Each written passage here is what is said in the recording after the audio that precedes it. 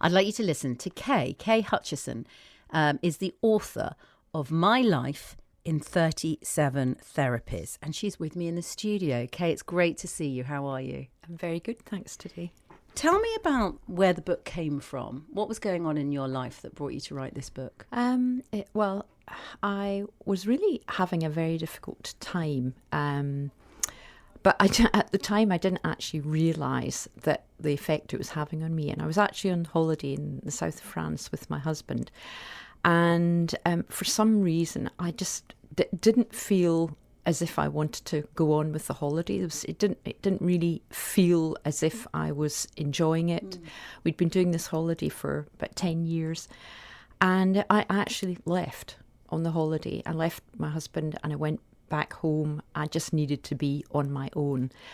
And I really had so many things that were good in my life, all of the things that you would say, well, what's your problem, Kay? You know, you've got a wonderful husband, you've got a great job, you've got nothing to sort of worry about financially. What's the problem? But actually, I really wasn't that happy.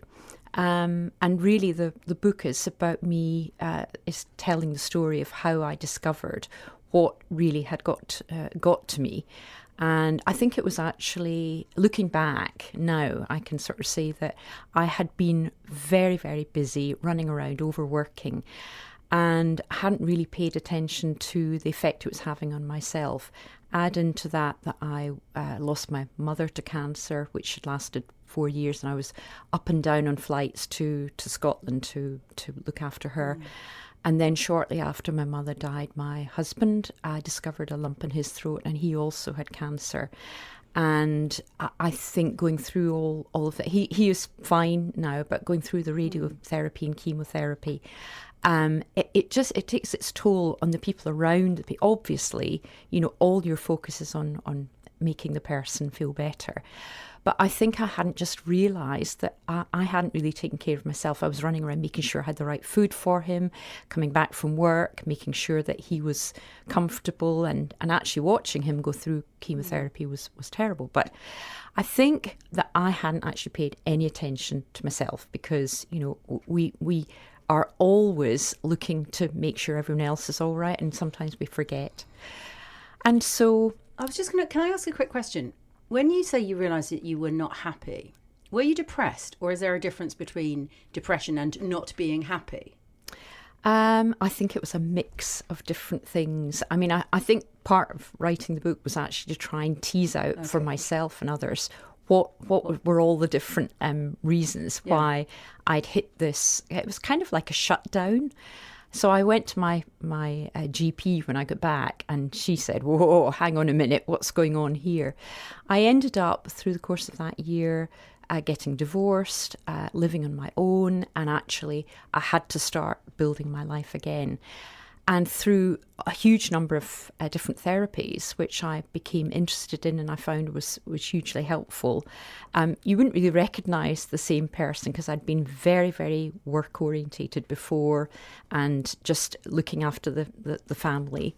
After this, I had become very interested in therapies and actually trying to get to the bottom of what had happened. But 37 therapists suggest that a lot of them didn't work, or is that not the point?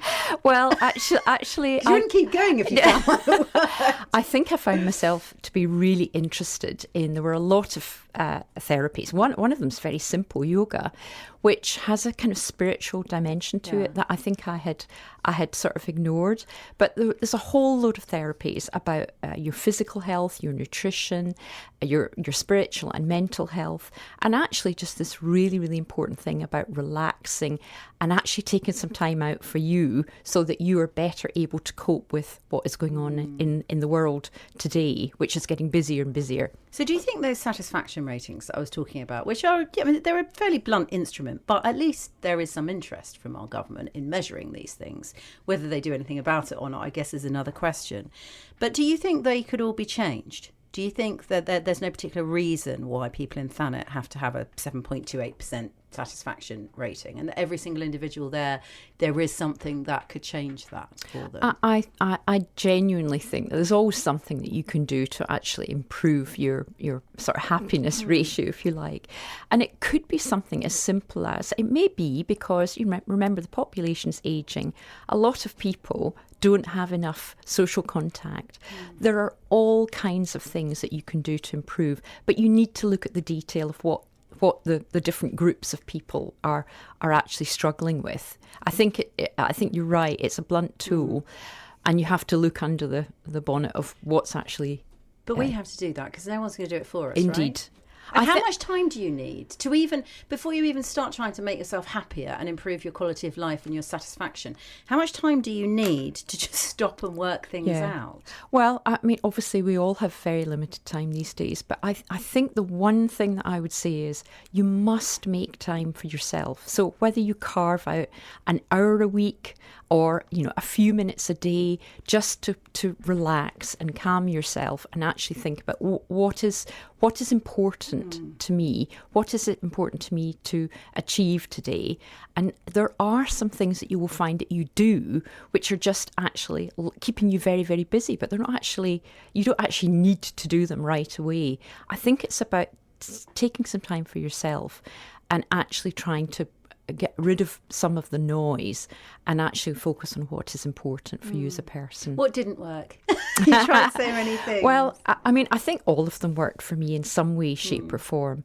But I think the voodoo one was a bit odd because I ended up I've done all of the things that are sort of routine, like, Reiki and acupuncture and reflexology, and I've done cupping and lots of physical ones. What about the more mental ones like CBT and psychotherapy and yes, did them all. They're all in there. I think that it was a combination of all of those things that helped me move on and actually discover what was wrong. And actually it really was the fact that I had completely ignored my spiritual side. I wasn't really looking after what I was eating.